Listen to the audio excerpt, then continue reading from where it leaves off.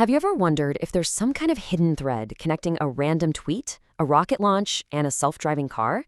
Well, today we are connecting all those dots. We're going to uncover what's essentially Elon Musk's theory of everything, this single grand vision that ties all of his wild projects together. It really all comes down to one massive question. What is he actually trying to do here? What's the end game? Because this one question seems to be the engine behind, well, everything he does. And to get to the answer, you've got to look past the shiny objects, right? It's not really about the electric cars or the giant rockets themselves. It's about the core philosophy that is driving him to build them in the first place. Okay, so let's start with something we all know. X, what we used to call Twitter. But to really get what Musk is doing, we have to stop seeing it as just another social media app. We have to start seeing it for what he wants it to be, a consciousness machine. The big idea here is this thing he calls collective consciousness. Just imagine for a second, a single global network where all of humanity's thoughts and ideas are interconnected. It's kind of like a hive mind, but one that could seriously level up our collective intelligence. And look, he's not being shy about this. He's been totally clear.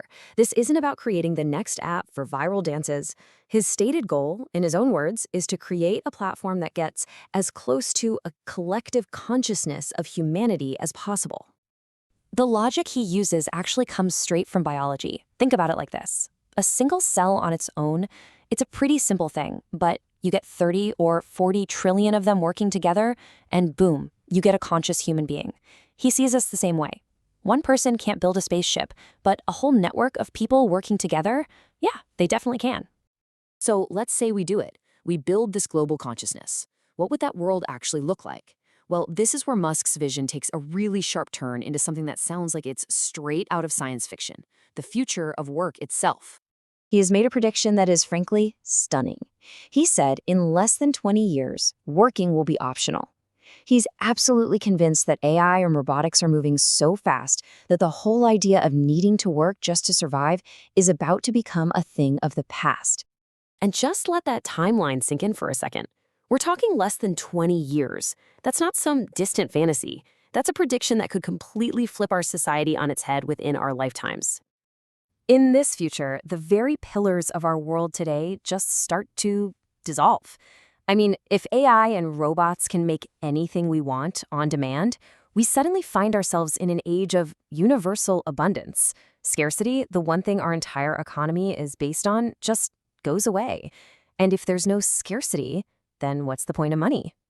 But that brings up the big question, right? Why? A world with no jobs and unlimited stuff sounds nice, I guess, but what's the point of it all? This gets us to the ultimate why behind this entire massive project. For Musk, the real motivation isn't really the technology, it's cosmology. He wants to understand the universe. But he thinks that before we can even hope to get the answers, we first have to figure out how to ask the right questions, the kind of questions we don't even realize we should be asking yet. He frames this whole thing with a brilliant nod to the Hitchhiker's Guide to the Galaxy. You know, where the ultimate answer is 42, but nobody actually knows what the ultimate question is. For Musk, the universe is the answer. Our problem is we don't know how to phrase the question. He says the hard part isn't the answer, it's the question. So this is it. This is the unifying logic that connects everything. The goal, understand the universe. The problem, we don't have a clue what questions to ask. The solution he's building, make human consciousness bigger and more powerful. The result he's hoping for, a humanity that's finally smart enough to ask the right questions and figure out what reality is all about. And this is where it gets really, really weird. This whole quest to understand reality leads him directly to his most famous and most mind-bending theory. What if we're all living inside a giant computer simulation? Now, he's not just, throwing this out there as a fun idea. He's on record saying the probability that we are in base reality, the one original real world, is incredibly low. And his argument for this is actually surprisingly simple. It's based on something we've all seen happen. His whole argument kicks off with video games. 50 years back, we had Pong, just two little lines and a dot. Today, we have these massive photorealistic worlds you can live in online. So just follow that trend line out. He says that eventually games will be completely impossible to tell apart from reality. And once that happens, you have to assume that civilizations would create billions of these simulations. So if there are billions of simulated realities and only one base reality, what are the odds we just happen to be in the original one? And then he adds this one last fascinating layer to it. He suggests that whoever or whatever is running all these simulations would probably only keep the interesting ones running, which leads to a totally wild conclusion. The most interesting outcome is, almost by definition, the most likely outcome. And that, right there, is where it all snaps together. The consciousness machine that is X, the post-scarcity world run by AI, the huge search for cosmic questions, these are not separate projects at all.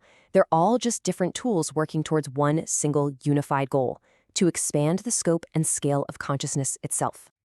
So, at the end of the day, the big takeaway here isn't really about the technology. It's about a philosophy.